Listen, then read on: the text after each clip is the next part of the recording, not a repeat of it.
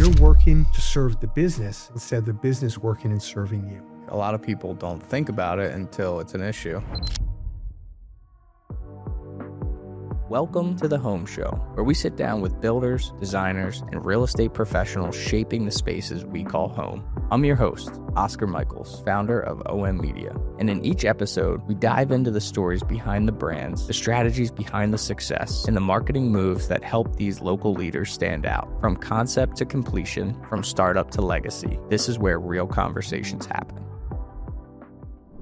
Mark, I'm excited to have you here today. You are a wealth of knowledge beyond most people, your average person, and I'm happy to have met you and, be sitting here with you right now. So I wanted to dive in and kind of explain to our listeners and other viewers, who you are and kind of what your background is. I don't need a super long-winded story, but just, start from kind of where you grew up, dive into your career and kind of where you're at today.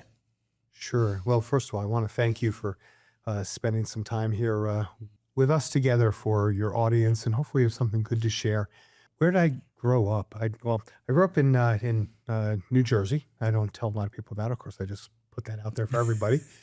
But I had a passion for talking, so you'll notice that I can talk a lot. That's helped me across my career. And went to college in second degree, where I became a physician assistant, then went back to medical school. 35 years of time either as a physician assistant or as a physician. And I was either in the ER or then I was in intensive care units. I was in ORs as an interventional pulmonologist, and I obviously saw people outside. But really, a lot of what medicine is not necessarily the trade of medicine. A lot of it is the art, how to take care of a human being, how to understand what's going on. The other part of medicine is people live or die, particularly in ICUs or in the emergency room, very quickly. And it doesn't matter how good the doctor is. Sure. People do okay if they're going to because of a team. And we all have teams. As business owners, we have teams. As physicians, we have teams. If we're in a family, we have a team. And the rules became sort of very clear as I had to learn them.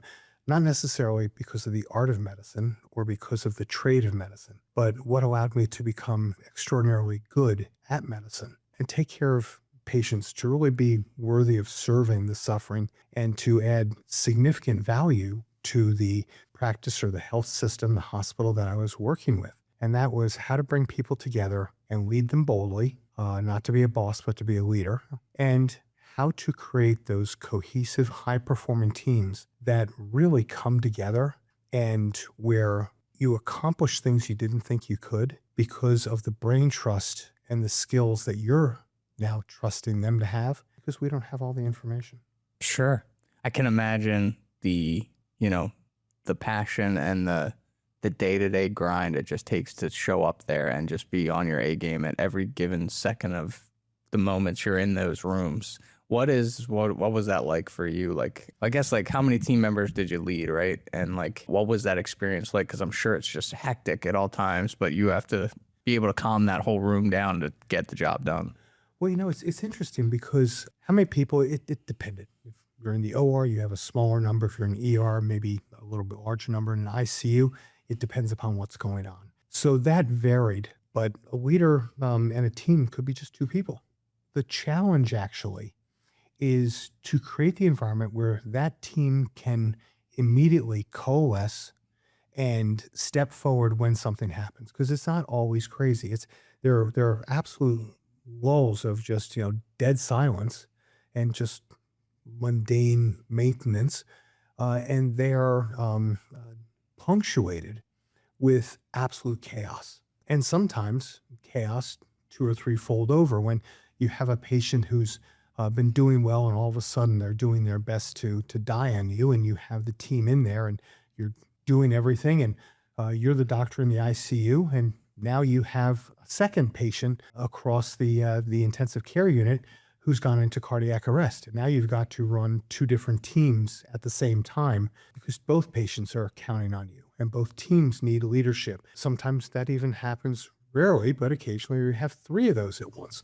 And you have to learn how to be able to lead, divide, and conquer the problems. You need to learn how to trust your team members. You also need to learn how to make decisions quickly, but in spite of the pressure, in spite of the urgency. High stakes decision making under pressure is something that most people don't have to do.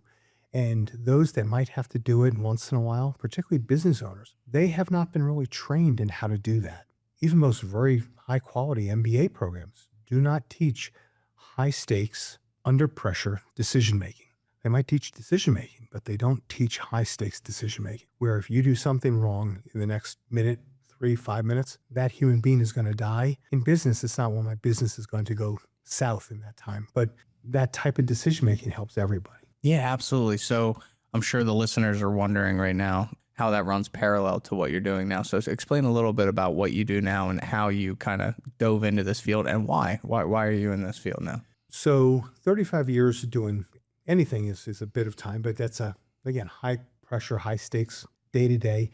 And I just made a decision. I've never in my life, after going to a military college, I don't run away from anything, but I run to what needs to be done. And sometimes what needs to be done is deal with chaos, as we talked about. Sometimes what needs to be done is you need a shift. And I decided that I didn't want to retire, but I wanted to rewire, as they say.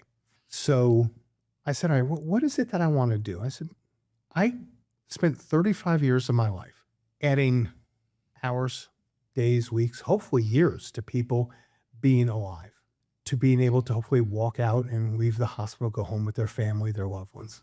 What I chose to do was now to switch that just a little bit and add life to those years. How do I do that? Well, I decided to look at helping people with the skills that I had. And again, medicine is a trade. I'm no different than all of our friends who are plumbers or carpenters, electricians, photographers. The fact is that we learn a trade. I needed to learn something on top of that trade in order to be exceptional at it. And that was how to, again, lead boldly and put high-performing teams together and make decisions that were critically made in a high-stakes, high-pressure situation. Sure. So I said, that's what I really have. How do I add life to people's years? And how do I take the things that I needed to learn that I actually mastered across those decades and bring them together? And found a business partner, and we created a company called Twin Lights Coaching.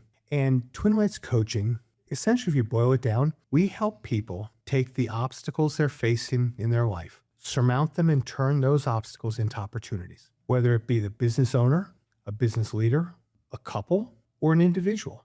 We all have challenges in our life, and we all need to have the ability to look at those challenges, choose the mindset, not just default to something, and then decide with that, how do I want to proceed, and what is the outcome that I'm looking for? How am I going to take the obstacle in my life, whatever it is, or whatever it is at this moment, because sometimes there's 2 or 3 in a day, right? Sure.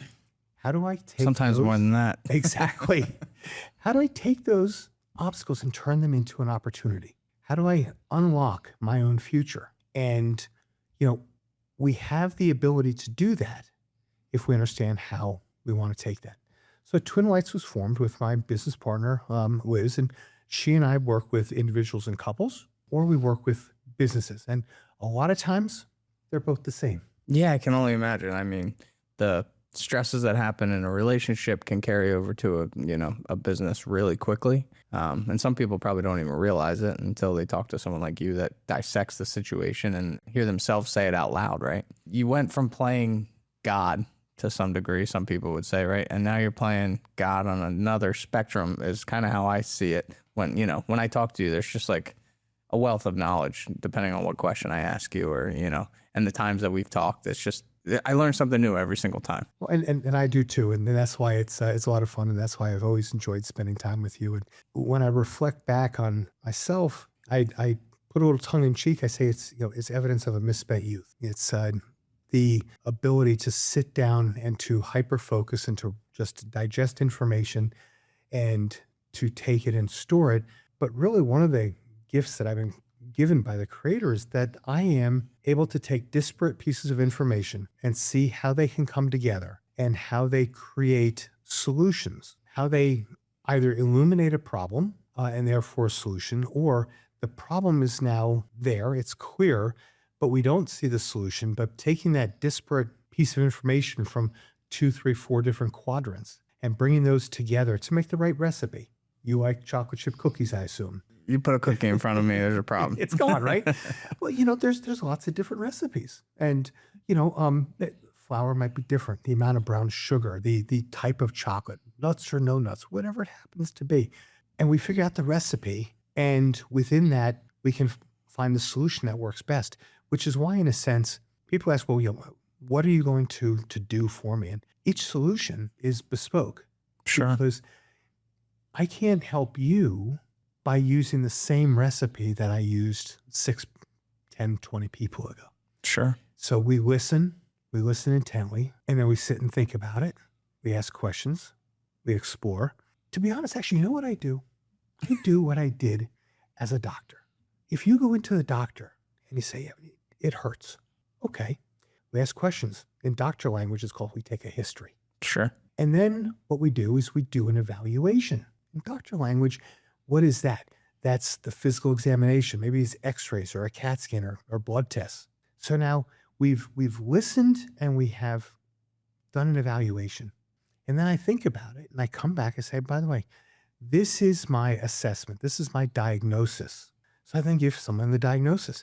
And like every person who's ever been to a doctor, you then have a choice because you have autonomy as a patient, as a business owner, as a human.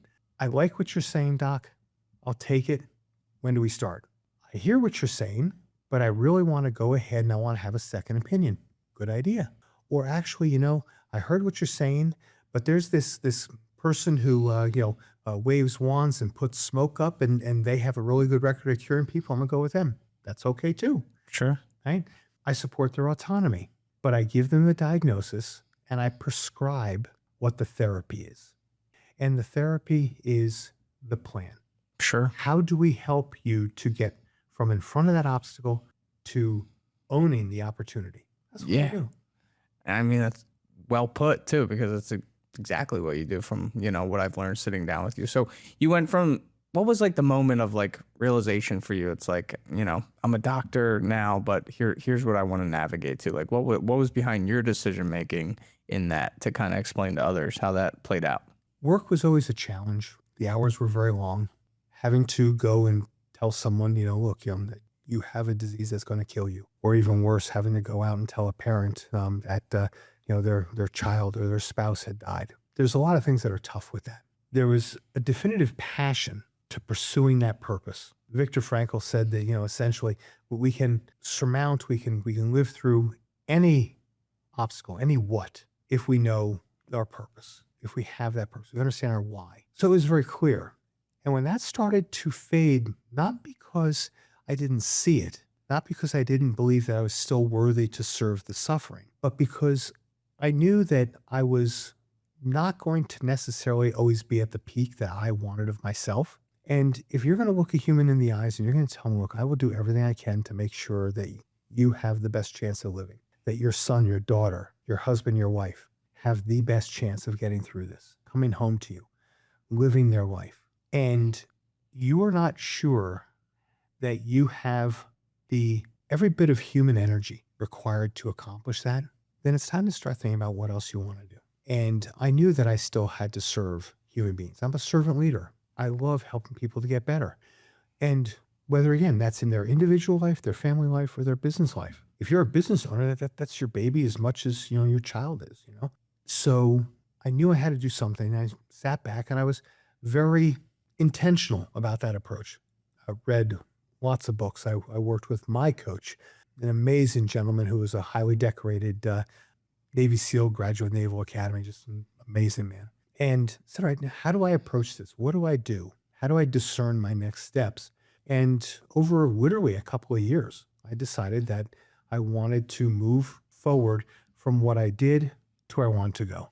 And we sat back and we really thought about how that would manifest itself, what I needed to do, because I don't like to do things off the cuff.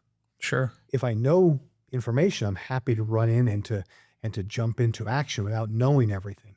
But I don't like to do things off the cuff if I haven't planned, I haven't learned. And that was part of that couple of years process. Well, especially when it's your career. It's like you don't want to just jump ship, right? Like you have to have a plan in place to some degree, right? Or what you think you have planned and, it's going to change regardless. But We always have the possibility of, if there's, they say there's only two things in life that are certain, right? Death and taxes. I would suggest that one of the bigger ones is actually in between those two, and that's change. Life will always change. Everything you think is solid is not solid. So when we step back and we look at that, we say, yeah, things are going to change. But again, let's run towards something new, but let's clearly set a goal and a vision of what that is. What's the purpose? How are you going to use your life, your skills, the wisdom that came through those years? And how are you going to make somebody else's life better? How are you going to do things that help people to transform their lives and hence their families, their communities, their teams, their companies, and all the people that each of those serve? And again, that's why I went about that very intentionally. it's beautiful. That's a great way to, I feel like a lot of people are stuck in a career or spot in life. How do you help them get through some of that? Like just earlier, I did a podcast this morning and we're talking about a contractor and a good friend of mine. I went to high school with him and he was saying at one point in his life, he felt stuck and, he navigated himself and I'm sure it was a bumpy road or a lot of ups and downs, a lot of challenges. What do you hear a lot of people, they're stuck with whatever relationship or career, a tough decision. I know each situation is very different, right? But what's a main, guidance for even the listeners? Like what is a great way to get unstuck? One of the things that is most significant in many, many people's lives is when they're getting stuck, it's because they're fearful. And digging into what their fear is a big help. But stepping away from that just a little bit, when we understand what the fear really is, then what we can do is we can say, all right, let's understand that fear is not what you thought it was. Fear is actually an acronym. It's actually a couple of acronyms. But the first one is to understand that the fear, the thing that you are feeling, is actually false evidence appearing real. FEAR, false evidence appearing real. It's not true. And then we understand that we can transfer that approach, that mindset, to face everything and rise. You're a business owner, a very successful one. You do some incredible shoots with some of the biggest properties. There was probably at some point, as you were thinking about that, an intimidation. Oh my gosh, am I good enough to be able to do this? Or are my skills enough? Or, I'm transitioning from doing one thing to doing my photography and okay, I like it, but am I really good enough for that? And you have to step through it. Yeah, I call that stage imposter syndrome. That is exactly what it is. And we all have it. We all have it. And it comes about in our life in many different ways. But that self-doubt, that imposter, I shouldn't really be here. But if you step through it, you realize that you have all of that. And we're not talking about hubris. We're not talking about ego.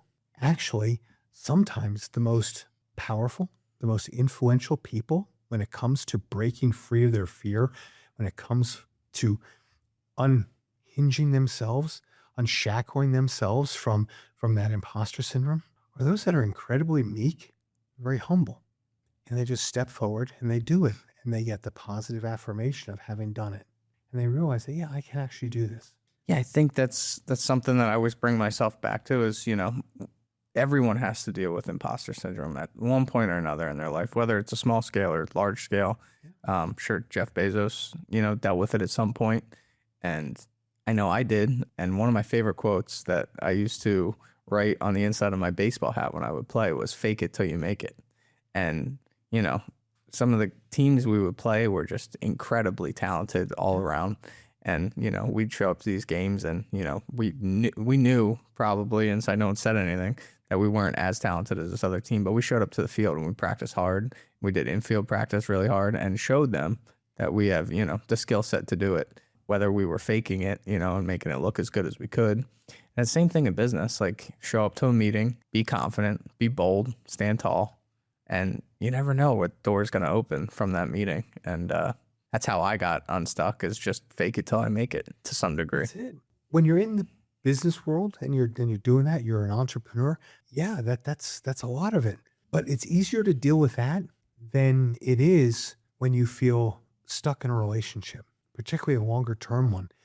And I'm not saying, oh, you just get out of the relationship, but understand we go through different stages of our life.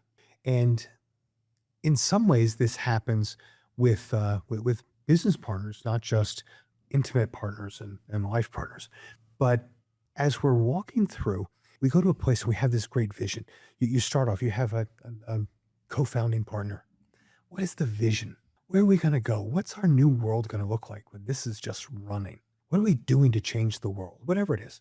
You have a vision. You're like, yeah, that's great. Then you start doing it in marriage. You are married and you start having kids. And then you start having to take the kids to appointments and to ball games and ballerina class and karate and whatever. And all of a sudden, it's just about minding tasks, and your Saturdays and Sundays go with all the different games. And it's not about going out and having, your date nights or spending all day, canoeing or whatever. It's how do you manage this? And all of a sudden the communication between business partners and the business world or between life partners starts to be all transactional. You do this, I'll do this. Who are we going to get to do this? How do we get that done? And all of a sudden you wake up one day and the kids have left home and you look over and you hit this disillusionment phase. And this disillusionment phase in a marriage is, wow, who are you again? I thought I had a best friend and a lover, but who I actually have is a roommate. How do we talk? How do we know who each other are? We got 20 years, 25 years of growing apart, not because we tried to grow apart, just because we didn't grow together because we were busy doing all the stuff needed to be done. Sure. And people feel stuck and they don't know how to get back. They don't know how to talk. They don't know how to listen. The same thing in the business world. You got those business partners and they occasionally, more times than we would want to think, hit a disillusionment. And that's when the two partners or three partners start going after each other. Or maybe it's a family and they're not listening. And therefore, grandpa is the boss at work, but he thinks he's the boss at home. And we forget how to deal with each other as human beings. So again, it's where these two things kind of come together. And when people get stuck, it's usually something that if you were to just say, what is the reason? The reason itself is actually usually pretty simple. Untangling the reason can become very, very challenging. Yeah, I can imagine. So you start Twin Light Coaching. How many years ago was that now? Or what year did you start? February of 18. Okay, so right before you got out of the medical field at the right time, I guess you could say. Yeah. Or maybe the wrong time. Well, I continued to do some part-time work in that, working in a pulmonary office and doing some things. But I was no longer running in the hospital and I was not running the ICU or taking people to the operating room at that point. Sure. So 2018, we fast forward to that, it's 2026. And you just recently came out with this. This book has probably a lot of answers that the listeners, are hoping to get out of this episode. And if they don't get it out of this episode, I will drop a link in the bio or the description of the YouTube channel so you can purchase this book. It is available on Amazon and on Mark's website.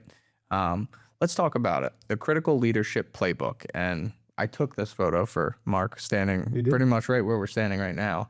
And I was grateful to do so and excited to see, what this would, come to be. So talk a little bit about what encouraged you, what motivated you to write this book, and just give us a brief outline of, what people will get out of this, whether a business owner or entrepreneur or just an individual. So the reason that I wrote this is I wanted to put together a fairly straightforward and high-level playbook of what I've referred to are the pillars of leadership and creating high-performing teams. I saw that there was a need, first and foremost, for the entrepreneur or small business owner. Many of them don't have formal business training. If they do, they've had a lot of training, maybe in their MBA or their baccalaureate degree in business marketing and how to read their spreadsheets and everything else, all the required hard skills. Sure. But then you say, okay, when the storm hits, how do we navigate it? Or when we're sitting there and we're trying to move forward, how do we actually create the team that allows us to do that? And how do I lead that team? Why is it that the Navy SEALs, the Air Force pararescue jumpers, the Coast Guard, swimmers, why is it that they are so effective at what they do?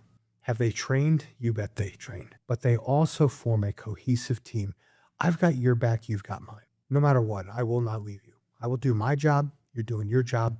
You get wounded, you get hit. Tell you what, I've got you. Right? There are very few places in business that you have that sort of cohesion. And just knowing that, yeah, I can make a mistake and I'm going to make sure that I don't. But if I do, that we're not going to sit here and try to stab each other in the back. We're going to solve the problem. We're going to take care of it. We're going to finish the assignment, and we're going to do our best to get us all across the finish line. If you come across the finish line first, it's okay because you are part of the team. I don't have to be the first one. I want the team to come across. I want us to accomplish the mission. So I said a lot of business leaders don't know exactly how to do that. A lot of people in general mix up the difference between being a boss and being a leader. A lot of people don't know necessarily how to motivate the individuals on their team to come together, again, cohesively, collectively, how to step forward. Many people, there's an old quote by George Bernard Shaw, which is the single biggest problem with communication is the illusion that it's taking place. We don't know really how to communicate. Our lips are moving, our tongue is flapping, words are coming out, but that doesn't mean we're communicating. Sure. A lot of filler. A lot of filler, and a lot of times we don't say what we mean and mean what we say. But good communication, trustworthy, team-building communication, relationship-building communication is not about how well you express yourself. It's a lot about how you listen.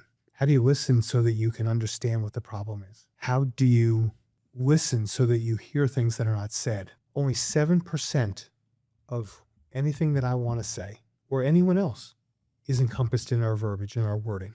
No matter how eloquent you are, how good you are at being Shakespeare. 7%. 38% is our intonation. I don't know about you, but my mother always used to say to me, it's not what you said, it's how you said it. Okay. And she was right. Other womanly figures have said that to me. I'm sure my mom has too. And to me too. 55% is our body language. Almost none of us use our body language proactively. Most of us aren't even good at understanding. We pay attention to it intuitively, but we don't really pay attention to what it's telling us. So therefore, we miss most of the message that our spouse, our significant other, our employee, our manager, our investor is telling us. We just miss it. And we lose the ability to connect. We lose the ability to have a really trust-building, relationship-developing conversation sometimes. So one of the big things in here is about how do you communicate? How do you communicate well? And there's 11 pillars. It says, 10, but I gave a bonus chapter because it seemed sort of silly to make an 11 chapter, book. The 11 pillars. So give them 10 pillars. I'll give you an extra. But, always add more value than you're asked for. But, it's a matter of understanding the things that are really pretty simple and then doing them. So again, good communication, open expression, say what you mean what you say, active listening, and then vulnerability. Be vulnerable. In vulnerability, you find incredible strength. And, there's a lot of places that, tell you what, speaking to your team or to your company, we sat down, we looked at this. I talked to our board. I talked to my management team, to our executive team. But at the end of the day, I'm the CEO and I need to make the call. And yeah, we were all aligned, but to be honest, it was my call. And it didn't turn out the way we liked it to. It didn't work out exactly as we wanted to. And therefore, we took this hit. But we're adapting, we're moving forward. We're not sticking with a plan that isn't working. And that's why you're seeing us change tracks right now. This is what it is. People respect that. And there's a lot of strength that comes in that vulnerability saying, tell you what, that call is not necessarily the right one. It's easy to say, yeah, made the right call and let's celebrate. Of course. But when you have to be humble and you have to be vulnerable, say, yeah, I messed up. And you could very easily put that off. Oh, the board advised me to do it. No, I had to make the call. Yeah, I find that specific example easier to do in business for me than personal relationships or business relationships that I tend to, really care for. Mm-hmm. Having those conversations and those transparency communication moments are really difficult. And I feel, most human beings find that, when there's a difficult conversation to be had, they kind of try and navigate around, beat around the bush, as some say. And yeah, that is hard to be brutally honest and vulnerable in those moments, whether it's with a significant other, your parents, whatever stage of life. Exactly. And anyway, it is hard. When you do that, if you can get past that fear, if you can get past that obstacle, you open up an opportunity. That opportunity is a deeper relationship. Why do you think it is difficult? Like, is it a social norm that people just find that brutally honest, or, letting their guard down? Like, is that a social norm? Like, why is that difficult for people to do, including myself? Like, I'm actually asking because I don't know. I think that it is a number of things. And a social norm, I think if it's a social norm, it's because that's our humanity. It's not easy. We don't like to look at our own flaws. We all have sort of different masks, and each mask is a little bit lower and a little bit more personal. It gets a little closer to the quick, and the quick hurts. Yeah. If you ever peeled your nail and got right down where it bled a little bit, and that's one of my least favorite feelings. So that's a great way to explain it. Yeah. So, when you show up just out in public, there's a certain Oscar Nichols persona. You have a mask on. When you show up at a group of colleagues, you don't have to hide some things that you do in public. You can be a little more open. With your friends, a little bit more open. With your best friend, a little bit more. With your significant other or your spouse, a little bit more. But then there's a final mask. That's the one that we like to keep on for ourselves, because it's scary to look at ourselves and say, wow, I'm not Superman. I'm not Wonder Woman. Yeah, this is me.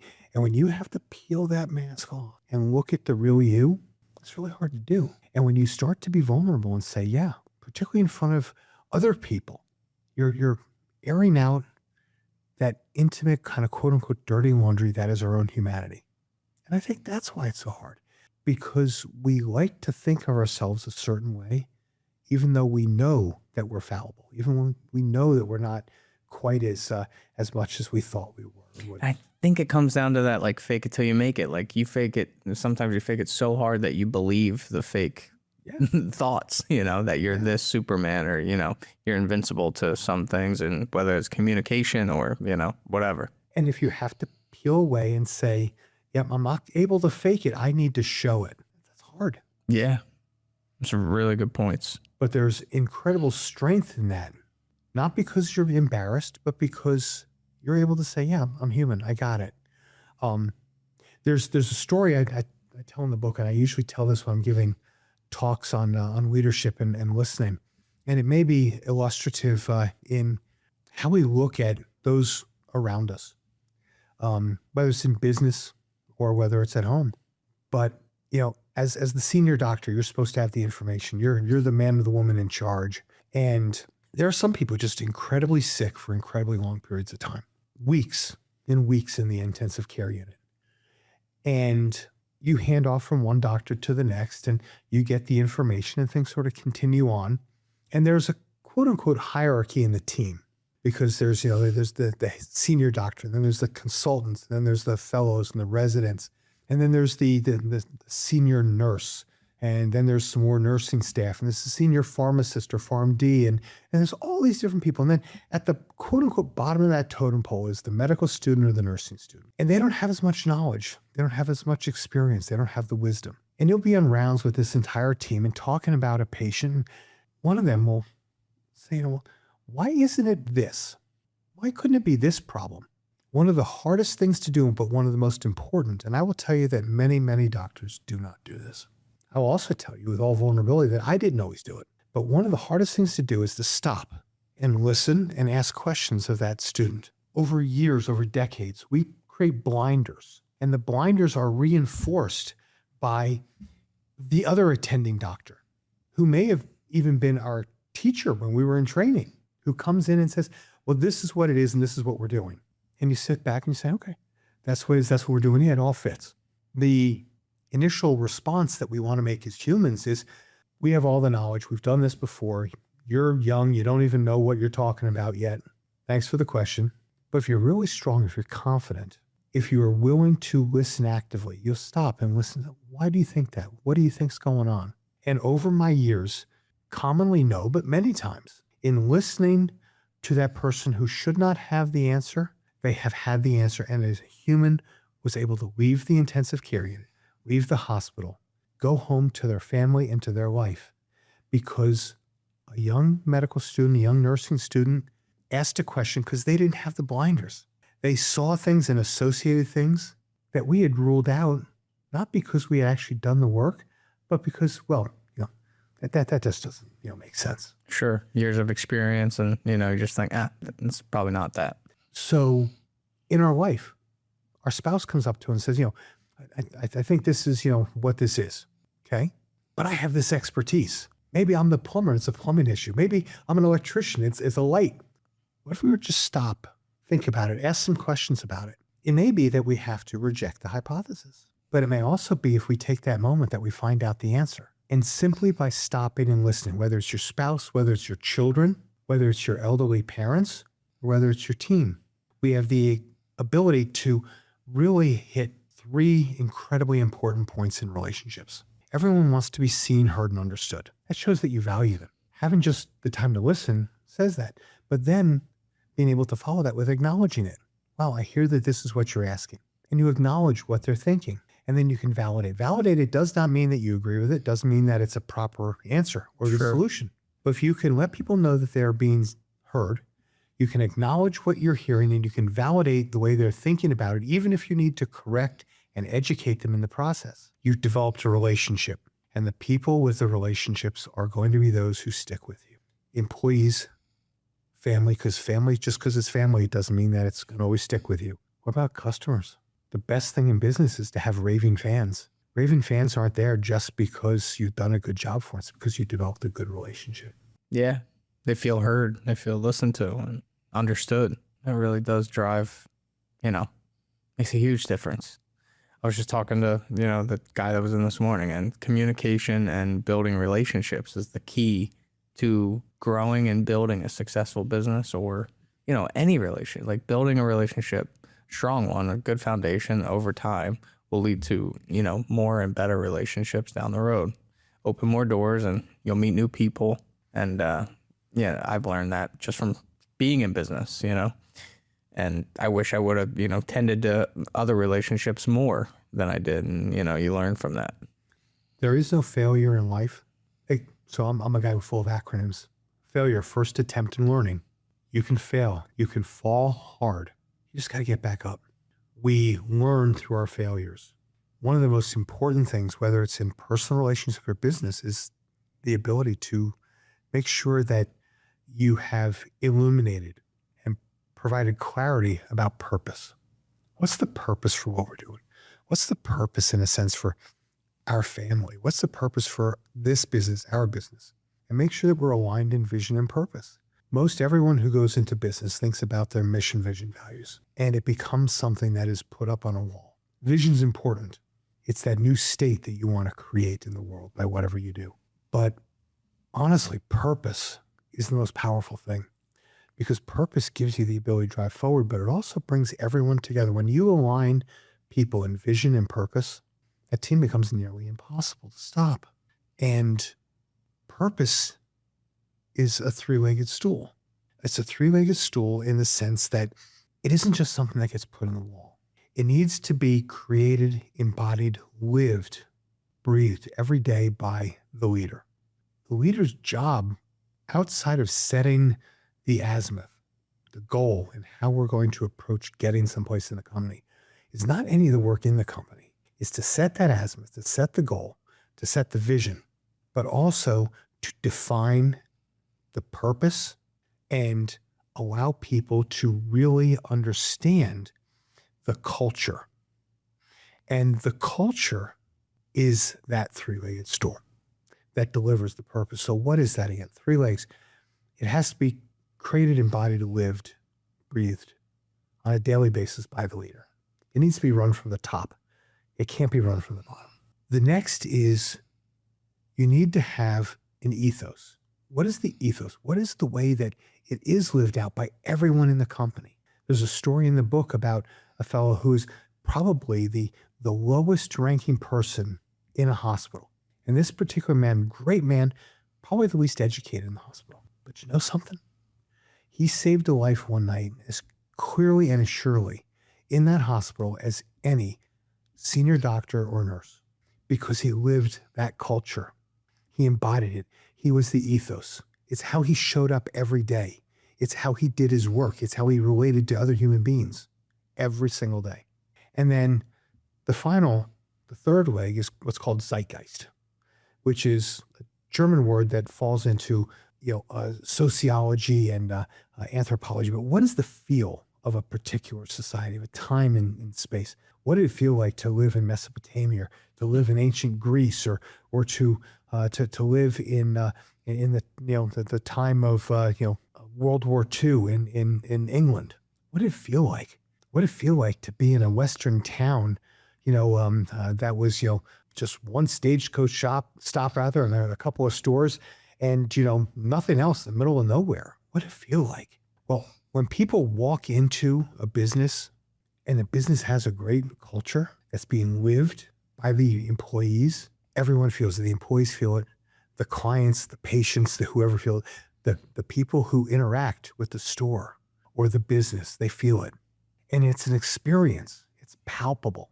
And that is the nutrition that allows the purpose to be pursued and lived. And that purpose being pursued and lived is what delivers your vision.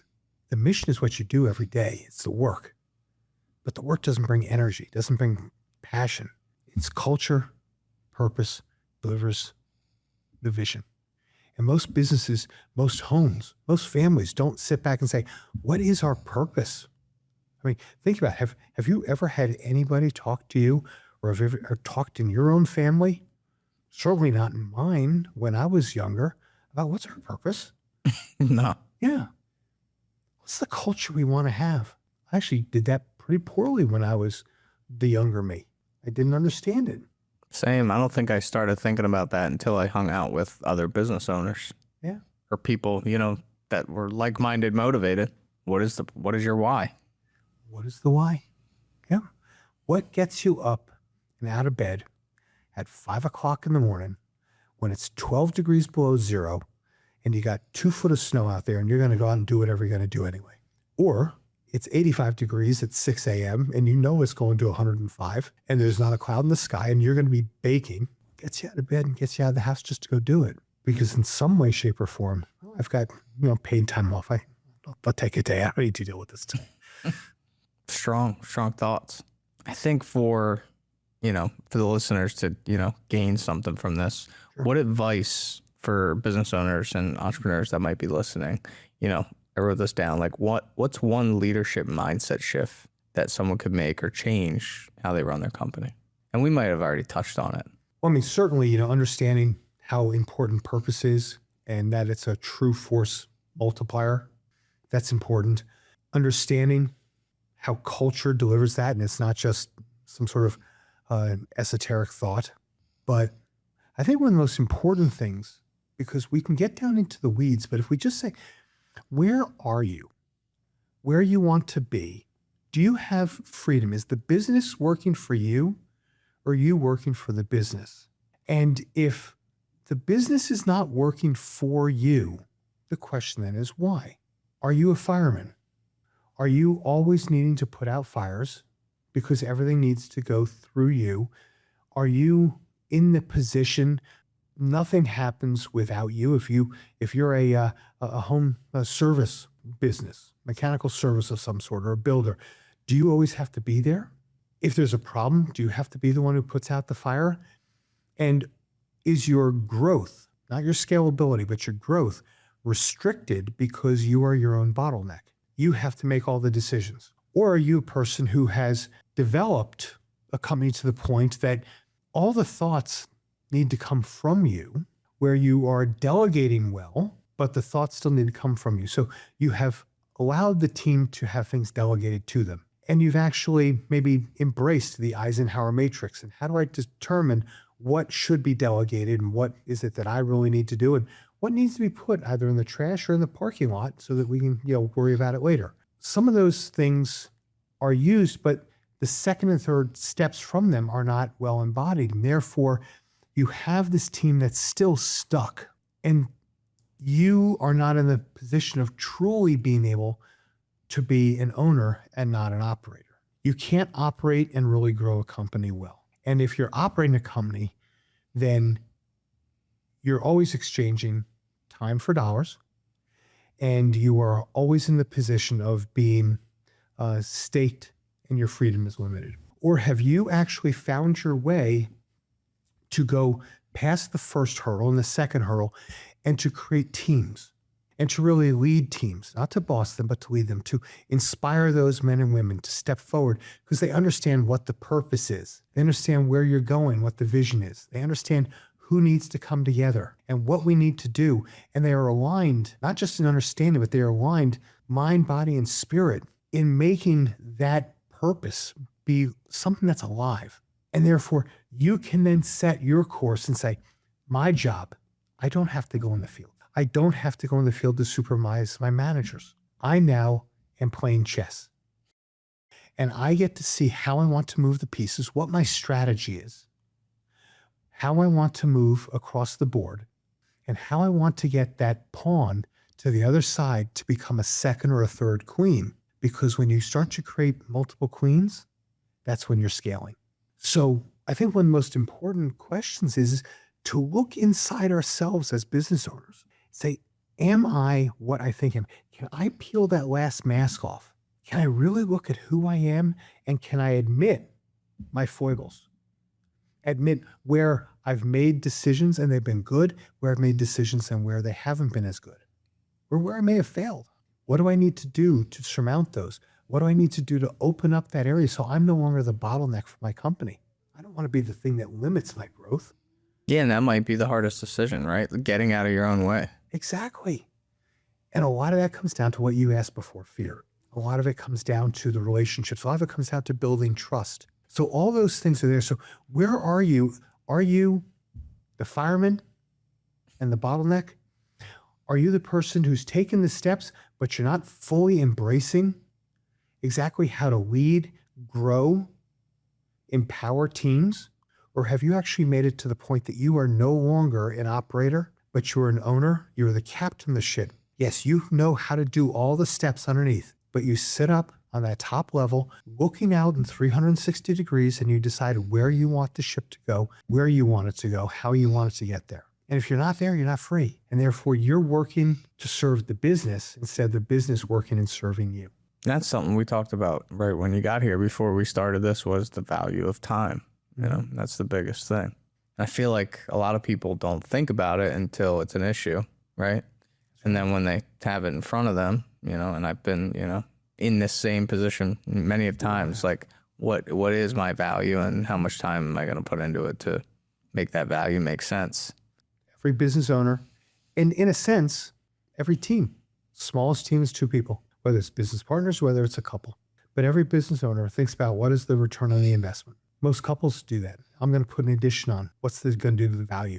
Or I'm going to have to, sell my house, and I want to have the best photographer to do the shots, and I want the best drone photography for the property. Is it worth investing in OM Media? Of course it is. But they look at the. I like to think that. Oh, God, I know it, right? So and by the way, I do know because you did an extraordinary job on my mother's house, and but the fact is that we need to really understand what is that return on the investment. We all do that in some manner, shape, or form. What is the return on time?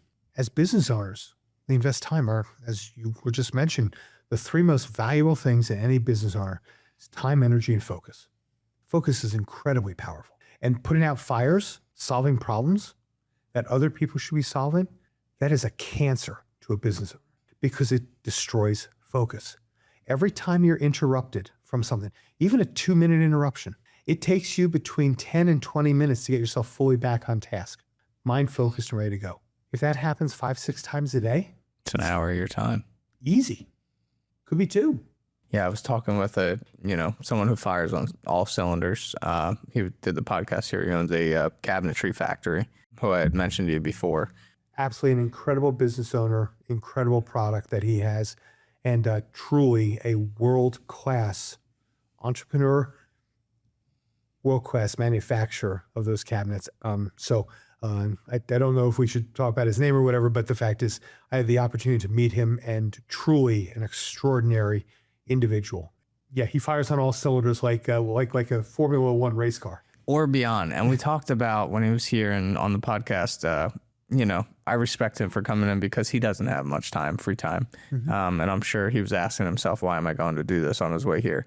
But, we've grown a great relationship, and I'm happy to have the opportunity to sit down with him. And you just see how much more valuable time becomes as you grow. And for him to come and sit down and share that hour with me was just a learning experience in itself. And, I think other people that are on the path to be where he is needs to talk to people like you too. I think that he, specifically Joe, had put so much stress on himself to make his schedule so tight like that. But I feel like there's avenues to learn before you get to that point to free up some of that time. And I think that's where you come in, and you can help people do that, and other business owners or couples 100%. or whatever. And again, seeing where you are and then understanding why, then you can start to solve the issue. Going back to time, though, we all have the same number of hours in a day, and you can't build more hours in. So time is critical, but the way that you make time more valuable is not by trying to create more, which you can't, but by having more effective use of each moment in time. And that's focus. So if you were to sit underneath a 60-watt light bulb, and as a photographer, you know more about light than most people. So Sort of. how long would it take you to get a blistering sunburn under a 60-watt light bulb? A lifetime? Lifetime. Or more. Yeah. And 60 watts okay for ambient light in a room, but 75 is better. And if you want to be able to sit and read, it's probably 100 or 150 watt, light. 60 watt. Now, a watt is a watt is a watt. It's a unit. It's the same. It doesn't matter how it's made, how it's delivered. A watt is a watt. Take you a lifetime to get a blistering sunburn under 60 watts. The laser that I used when doing resections of cancer in the airways was a 60-watt laser, the same wattage, the same power in a sense as that 60-watt light bulb. And a laser is light. 60-watt light bulb, 60-watt laser. Light is emitted, light is emitted. That 60-watt laser, I could cut through the most incredibly strong steel. Stainless steel, I could cut through it. What's called the super elastic metal, nitinol, I could cut through it. Aluminum, I could cut through it. You could never cut through it with a 60-watt light bulb. What's the difference? A laser is focused.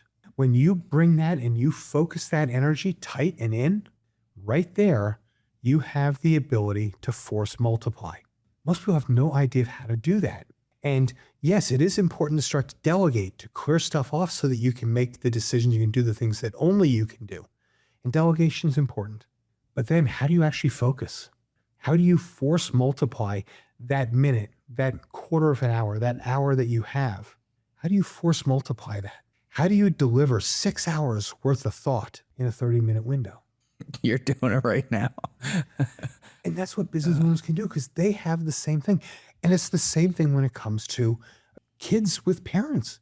Again, what we're teaching, which is why we have a right and left arm to this business, because couples, parents, they need the same sort of thought process sometimes because they get stuck and they get into that place that there's just grit. And then they see the only thing that they can do is see the end of that relationship, the end of the family. In a business world, the only thing they can do is see, how do I sell it? And it's not going to be very much, or maybe I just have to close it. Most businesses don't last 5 years. Most businesses don't ever make more than $1 million a year. But it's not that it's magic. The ideas you have are good. And you can have the best strategy. You can have the best business plan. You can really have a great product. And there's a couple of steps to making sure that it has the best chance of being successful. Number one is people need to know about, right? You need to be able to market it. So you need a good marketer. And by the way, we both know a couple of those really good ones. That's for sure. But You also need to know how to do the things that are going to be limiting or accelerating to you. How do you know how to stop doing the things, or at least mitigate the things that are restricting you, holding you back? Driving with that parking brake on. You can still move forward, just not going to do it as easily, and your mileage is going to stink. How do you make sure you remove those, mitigate those? And how do you learn to throttle up? And throttle up shouldn't have to mean running faster on the treadmill, because you can only get so fast. It doesn't mean trying to work for 22 out of 24 hours. You can do that for so long, and then you can't. We've got to learn to take ourselves out of our own straitjackets. And by doing that, invite those people who are most important in our business team or in our home life to unbuckle their straitjackets, come together, and then build that trust, build those relationships, build that culture with intention, and then expand that into your team. And if a business owner's already done that, kudos to them, because they're in that top 5%. And if they have done it and they're still having issues, it's usually something small.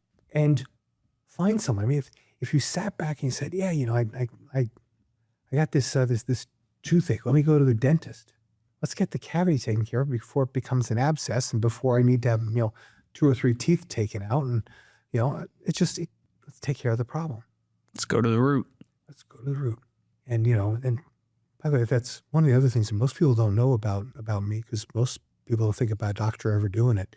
But there's a process called Six Sigma that has the ability to bring error rates down to like way less than 1/10,000th of a percent. And it's a process that looks at how do you do that? It's usually used in manufacturing. It's developed by Mr. Toyota, who was the CEO of Toyota Motor Company. But how do you do that? And how do you look at a process? How do you look at things and say, okay, we don't have to throw out the whole thing. Let's get a root cause. Let's define what the problem is. Let's measure it. Let's analyze it. Let's improve it. Let's keep it from happening again, so that now that you're done with me, you don't have to invite me back again. Most people, if they're not engineers, have never thought about that. As a physician, I decided to go to Johns Hopkins and to get that. And between my hospital at the time and Johns Hopkins, I actually wound up getting trained as a green belt in Six Sigma. And it really allows me to be very helpful to, again, business owners, but also to human beings in their personal lives, because it's all about relationships. It's all about defining what a problem is, analyzing what it is, and then figuring out how do we get you from this side of the obstacle in your life to the opportunity that creates the freedom and the joy that you are individually seeking. Yeah, absolutely. I know we went over a lot in a short period of time, but where can listeners learn more about you and your work? And what's the best place for them to reach out? Is it the website? Is it to call you directly? Is it to read your book first and then call you? Well, I certainly welcome anybody to read the book. It's not a real, it's not an academic tome. It's not a thesis. It's meant to give some ideas and to inspire a thought of maybe where you can go, and to do it in a way that gives some tools that allow people to just start to execute. It's not meant to just say, okay, you need all these things, so come to me. Where they can find me in the best way? Well, they can find some more information at the website, which is twinlightscoaching.com. That's twin lights, plural, and then coaching.com. They can also call myself or my business partner, Liz, directly, and that's 732-379-7040 or 7050. And we're willing to talk with people. We have a discovery call. We'll sit down with an individual, with a team, with a couple. We'll figure out what the issue is. And you've worked in all industries, right? It's not like a specific industry. It's anyone who needs help or thinks that they need guidance, they can reach out. We have worked with individuals. We worked with couples. We worked with small businesses, with 2 owners and a couple of team members, up to a company in North Carolina with 1,800 people. They were actually not just cross-functional teams, but they were a matrixed organization. They built skyscrapers, and they design and build the skyscraper, but they weren't the electrician, so they had to bring the electrician union in and their teams, and the plumbers or the sheet metal workers, the HVAC people. they would all come in, and they're all subcontractors. So you had this matrix of different organizations that they needed to run. So yes, we've worked with a lot of folks and across a lot of different industries, small business to larger businesses. And the one thing I can tell you is that if I don't truly believe that I'm the best person to help, then I will tell you that. I joke around with people that I was born in the wrong century. At the end of the day, a man has his name, and you've got to live with integrity. Making a dollar is not worth it if you can't serve. If you can't serve with integrity, with honesty. So if I think I'm a good fit, I'll tell you, and I'll lay out the plan. As we talked about, what is the assessment? What is the plan? That comes from the evaluation, the discussion. And you have the ability, everyone has the ability to say, yeah, this would work or this won't work. And I feel like a lot of listeners might not know that they needed this guidance until they've heard this episode. And that's kind of the hopes and the reason why I do this is so people can hear and, put themselves in the mindset of thinking, could this gentleman help me, or could his team help me and my company or my relationship or whatever, family life or just any tough decision. Which is why we offer the complimentary discovery call, because you don't know. What you don't know. Think about it and say, yeah, I'm not sure. So I don't know what I don't know. So I haven't even thought about it. Well, now it's been put in front of me. I'm thinking about it. And I don't know if I need that help. I don't know if they're a right fit, but why don't we have a discussion? Because discussion's complimentary. I would rather invest my valuable time in people and help them to see whether or not they have a problem, what that issue is, and be able to help to get them to the right place. Again, if it's me, that's great. If it isn't, I'd rather get them on to the right people so that they can get their life on track. It's great. So for all the listeners out there that heard this episode and, have met Mark here virtually, I hope you learned and, grab some educational value from this episode. That was the whole goal behind this. And Mark and I have grown closer as friends, and thank you for coming in and taking the time to do this. I really appreciate it. And again, his book is available on Amazon, so you can purchase it there. I'll drop a link again in the YouTube description and along with your contact information so people can easily find your website and your contact info. And again, thank you so much for coming and being a part of season 1. And like I said, I think people don't know what they don't know until they open that door to learn what they don't know. And even if it's about themselves, and that's a powerful thought to have. Again, it comes down to fear of reaching out, but hopefully people can take that last mask off and show that vulnerability to you, and you can actually help them and guide them and help them grow. So I'm grateful, and it's been an honor to spend time with you as always. So thank you for the opportunity to serve and to add value to you and to your audience. And anyone who's listening, I hope somebody got something out of it, whether they work with me or not. If they just have something that makes their life better, then you and I have done something good today. Absolutely. Until next time, Mark, thanks so much. Thanks for tuning in to The Home Show. I hope you enjoyed the conversation and found something you can take with you. If you liked this episode, be sure to follow us and subscribe on Spotify, Apple Podcasts, and YouTube. And if you're a local leader in the real estate, design, or construction industry and want to share your story, visit om-media.com to apply to be a guest. Until next time, remember, you can't go home without OM.